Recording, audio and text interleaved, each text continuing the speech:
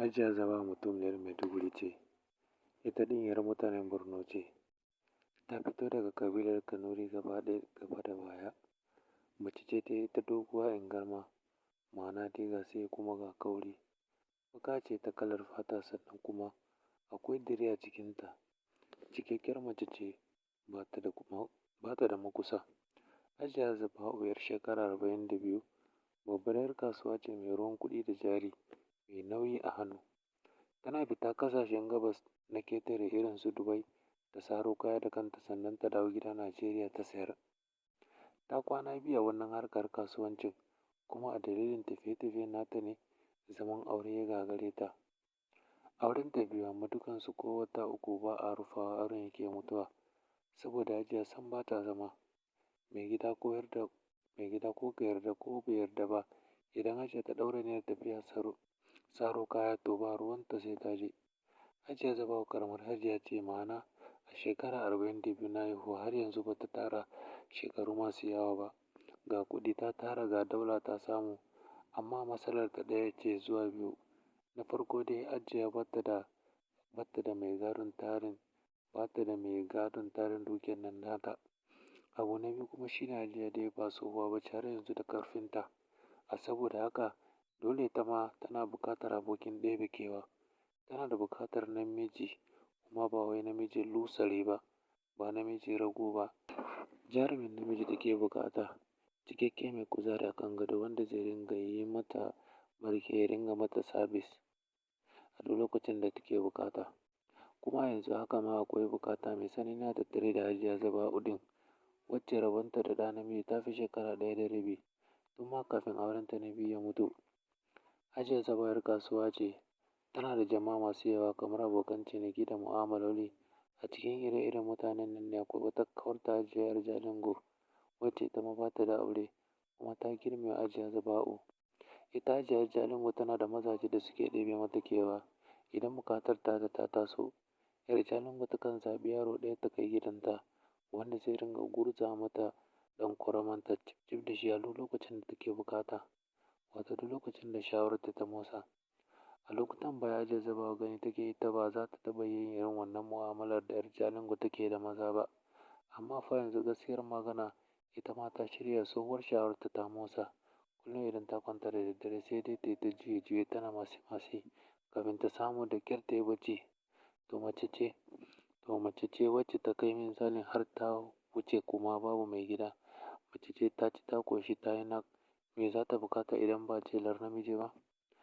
A 'yan kwanakin da suka gabata kafin yau, Hajiya Zainab tana son ta yi wa 'yar Jalingo magana a kan tana buƙatar ta haɗa ta da wani cikin ire-iren mazan da take da su domin ita ma ta samu wanda zai ɗebe mata kewa. Amma kuma tana jin nauyin hakan, ta rasa yadda za ta fito ta faɗa wa 'yar Jalingo buƙatarta. Sai dai kuma yanzu haka daga inda take ginshiƙi ɗaya cikin katafaren falon nan nata, tana son hutawa. Babu abin da yake murƙusar da ita in ba zallar sha'awar zarmalun ɗa namiji a cikin ƙoramanta ba. Wata dabara ce ta faɗo mata, wato Zaba'u. Wai salularta ta ɗauko daga kan wani ɗan ƙaramin teburin da ke gefen kujera. Buɗe wayar ta yi ta nemo sunan 'yar Jalingo sannan ta danna wa aminiyarta ta kira. Kirar wayar bai daɗe ba da shiga, aka ɗauka kiran daga can ɓangaren. Alo Hajjaju, mutanen Borno. Muryar 'yar Jalingo ta karɗe kunnen Hajiya Zainab. Da fatan kina lafiya. Me labari Hajjaju? Cewa 'yar Jalingo daga can ɓangaren. Lafiya lau Hajiya. Hajiya Zaba'u ta amsa mata sannan ta ƙara da cewa ƙawata yana buƙatar namiji, ina son ki haɗa ni da ɗa namiji da zai danne ni, ya min mursu, ya min marke babu sassauci. Hajiya Zaba'u ta ƙara da cewa amma bana son sa ido magulmata saboda duk wanda za ki haɗa ni da shi ya zamana zai dawo gidana ne da zama a matsayin mai gadi. Kin ga kenan ba sai na ɓata lokacin kiransa ba duk lokacin da nake buƙatar hakan ta taso. Sannan a ɓangare ɗaya kuma na kashe bakin sa'idawa masu gani da ido ɗaya saboda za a riƙa musu kallon mai gadi ne. Wata irin shewa 'yar Jalingo ta yi irin tasu ta gogaggun 'yan duniya kafin ta amsa wa Hajiya Zainab. Hajjaju ai dama tuntuni nake faɗa miki, ki daina azabtar da kanki, ki samo yaro ɗanye ku gwankwance, ku sha soyayyar ku ba mai damun ku. Gaskiya ne mutumiyar, cewar Hajiya Zainab yanzu dai so nake ki haɗa ni da shi kuma kin bi wannan bayan da na yi miki sannan kuma akwai albashi mai tsoka. An gama Hajjaju cewar ‘yar Jalingo. Akwai Shafi'u na san babu matsala zai yarda da wannan tsarin naki. Shi ne yaron da zan haɗa ki da shi kuma kin yi sa'a. Yanzu haka yana gari. Yaro ne mai hazaka ke da kanki za ki bani labari idan mun haɗu. Zan kira shi yanzu idan mun gama magana da ke. Zai zo har gida ya same ki. To na gode Hajiya. Sai na ji ki. Daga haka suka yi sallama. Hajiya Zainab ta je waya ta ci gaba da kallon shirin da take a katon plasma da ke falonta. A lokaci ɗaya kuma tana sumayin zuwan Shafi'u kamar yadda ta ji ‘yar Jalingo ta kira shi. Tana nan zaune a falon nata lokacin da ‘yar Jalingo ta kira ta take ta shaida mata cewa akwai baƙo a bakin gate. Izini ta bar cewa ya shigo. Ta riga ta san baƙonta ne Shafi'u ya ƙaraso. Da yake ‘yar Jalingo ta sake kiranta waya ta shaida mata cewa sun gama magana da Shafi'u ɗin. Din din din karar kararrawar ƙofar shigowa falon ne ya katse tunanin Hajiya Zuba'u. Tashi ta yi daga inda take zaune domin buɗe ƙofar shigowa.